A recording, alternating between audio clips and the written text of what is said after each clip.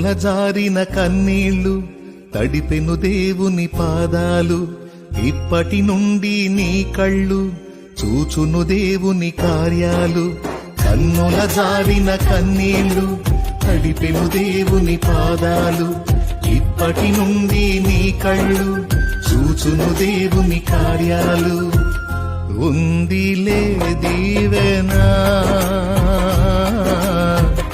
ఎందుక వేదన, పొందిన యాతన